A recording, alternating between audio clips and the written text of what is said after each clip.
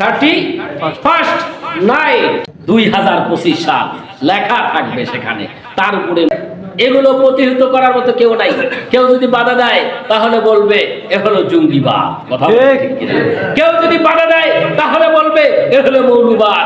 কেউ যদি বাধা দেয়, মুসলমানের ঘরের সন্তান হওয়ার পরেও বাধা দিলে সে বলে আমার স্বাধীনতায় আঘাত হেরেছে, কথা বলেন ঠিক কিনা?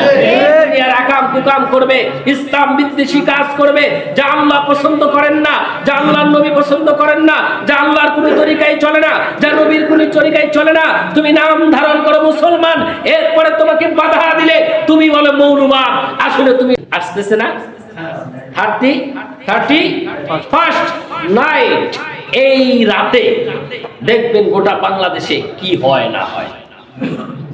বিভিন্ন ক্লাব আছে, এই ক্লাবগুলোতে নানা ধরনের আকাম কুকাম চলবে, কিন্তু দেখার কেউ নাই। জেনা থেকে শুরু করে নিয়ে ব্যভিচার, যত বড় পাপ আছে এই পাপগুলো অনুষ্ঠিত হবে 31st নাইটে। আবার আতশবাজি, ফটকা থেকে শুরু করে নিয়ে ইসলাম যতগুলো কাজ নিষিদ্ধ করেছে সবগুলো এই রাতে হবে। ছেলে মেয়ে নাইট ক্লাবে ঢুকে একে অপরের নাচানাচি ড্যান্স করবে। আপনারা জানেন নাকি এগুলা হয় কিনা? দেখবেন পত্রিকায় আসে, গোটা পৃথিবীতে এগুলো হবে।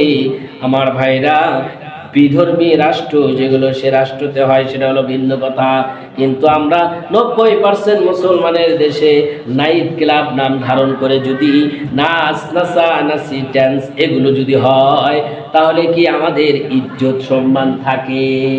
থাকে? সম্মান থাকে? মুসলমান, এই সম্মান থাকে না।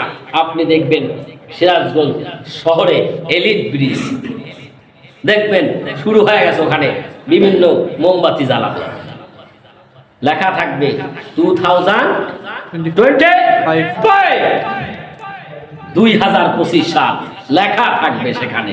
তার উপরে মোমবাতি দিয়ে জ্বালানো। রাত 12টা যখন বাজবে, 12টা বাজার সঙ্গে সঙ্গে মোমবাতি জ্বালায় দেবে। আলো নিয়ে আসলো, কিন্তু মোমবাতি জ্বালানোর পরে এমন আলো নিয়ে আসলো যে আলো দুনিয়ার কোনো যে আলো, আল্লাহ আর কোনো আলো না, দুনিয়ায় মানুষের বানানো আলো, কথা বলেন ঠিক কিনা?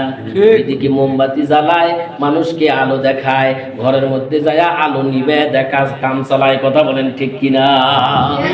আমার ভাইরা, এ হলো আমাদের দেশের সিস্টেম। যে সিস্টেম আল্লাহ পাক পছন্দ করেন না, যে সিস্টেম আল্লাহ বরদাস্ত করেন না, সেই সিস্টেম আমাদের সমাজে চালু আছে। এগুলো প্রতিহত করার মতো কেউ নাই। কেউ যদি বাধা দেয় তাহলে বলবে এ হলো জঙ্গিবাদ, কথা ঠিক কিনা? কেউ যদি বাধা দেয় তাহলে বলবে এ হলো মৌলবাদ।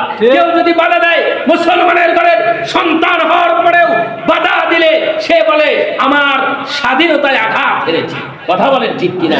দুনিয়ার আকাম কুকাম করবে, ইসলাম বিদ্বেষী কাজ করবে, যা আল্লাহ পছন্দ করেন না, যা আল্লাহর নবী পছন্দ করেন না, যা আল্লাহর কোনো তরিকায় চলে না, যা নবীর কোনো তরিকায় চলে না।